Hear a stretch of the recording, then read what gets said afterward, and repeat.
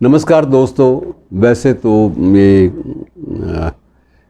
Covid है, इसने बहुत कुछ हमसे छीन लिया है। बड़ी अच्छी खुशनुमा ख़बरें तो अब आने का सवाल ही पैदा नहीं होता। और ये जो एक खुशनुमा ख़बरों पर जो एक बैन का सिलसिला है, कोविड के बैन का सिलसिला, ये कब ख़त्म होगा, इस बात का भी कोई तयशुदा कोई प्रोग्राम, कोई टाइम टेबल नज़र नहीं आ रहा।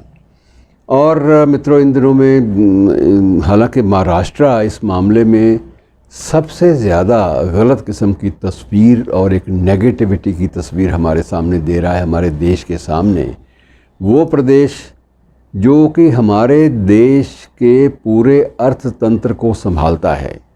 मुंबई को अब भी हमारे देश की वित्तीय राजधानी कहा जाता है, लेकिन इसके बावजूद वहाँ आलम क्या है, ये रोज़ ख़बरें जो हैं वो दहशत फैलाती हैं और रोज़ हमें डराती हैं। और एक इन्हीं दिनों में और भी ख़बरें बहुत सारी आई। एक ख़बर और बड़ी उदास करने वाली आई है, वो आई है महाराष्ट्र के बीड ज़िले से। बीड ज़िले में एक कस्बे में मित्रों, कोरोना से दिवंगत हुए 8 लोगों को वहाँ के शमशान घाट के आसपास की आबादी ने जलवाने से मना कर दिया कि हम इनकी लाशों को यहाँ नहीं जलाने देंगे। एक ऐसी हिकारत इंसानी जज्बे में आ जाए, ऐसी तब्दीलियाँ आ जाएं, इतनी ज़्यादा गिरावट आ जाए नैतिक मूल्यों में, आप अंदाज़ा लगाइए। अक्सर ये पुराने वक्त में ये कहा जाता था कि किसी का भी जनाजा जा रहा हो, लोग 2 मिनट के लिए रुक कर वहाँ पर अपना आदाब या सलाम या नमस्कार प्रणाम करने के बाद ही आगे निकलते थे। और ये भी कहते थे किसी के शव को कंधा देना ये एक बड़ा पुण्य का काम है। आदमी के अपने पाप जो हैं मिट जाते हैं। अगर आप नावाकिफ़ भी हैं फिर भी किसी भी शव को कंधा 2 मिनट के लिए दे देंगे, 2 कदम के लिए देंगे तो आपको पुण्य मिलेगा, सवाब मिलेगा। तो ये चीज़ें हमारे संस्कारों का हिस्सा थी। और आज ये स्थिति है कि बीड ज़िले के उस कस्बे में 8 लोगों की लाशें जो हैं वो शमशान वालों ने जलाने की अनुमति देने से इनकार कर दिया।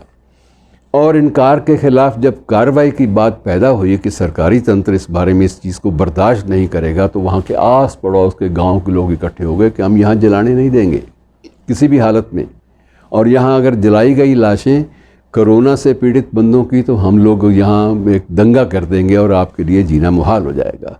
तो मित्रों, इन हालात में उस कस्बे से कोई 1 किलोमीटर 2 किलोमीटर दूर एक वीरान जगह को नए शमशान घाट में अस्थायी रूप से तब्दील किया गया और वहाँ 8 की चिताएं एक साथ जलाई गई। आप देखिए कि कितनी ज़्यादा हमारे नैतिक जो तकाज़े हैं उनमें कितनी ज़्यादा गिरावट आती जा रही है। और हम हैं कि हम किसी भी तरह से कोई भी सबक ना तो हालात से सीखने को तैयार हैं और ना ही अपने संस्कारों को बदलने को तैयार हैं।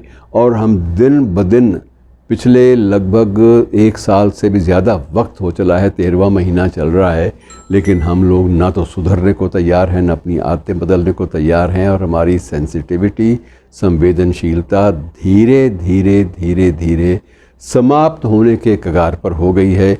पहले भी आपको पिछले दिनों आपसे कुछ जानकारियां बांटी थी और आज की ये जानकारी दोस्तों बहुत हिलाने वाली है कि आप उनके शवों को भी जलाने की इजाज़त नहीं देते।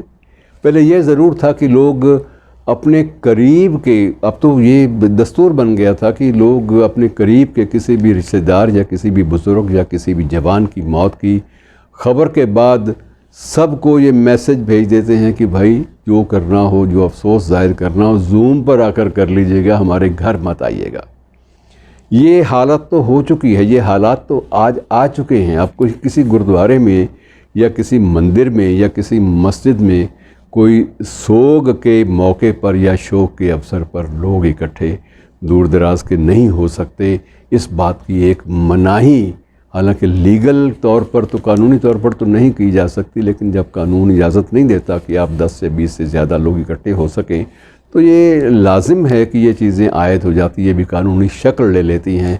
और आज स्थिति इतनी ज़्यादा गिरावट वाली आ गई है मित्रों कि हम लोग अपनों से ही बहुत कोसों दूर भागना चाहते हैं। हमारे अश्क कहाँ गए ये पता नहीं है। हमारी वो हाय तौबा विलाप करने की बातें, और उसके बाद हम कहते थे कि एक शोक सभाएं वो सारी की सारी एकदम से काफूर हो गई।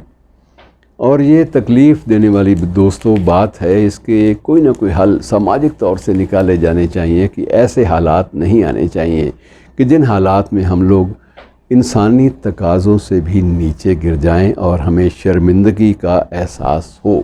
शुक्रिया दोस्तों।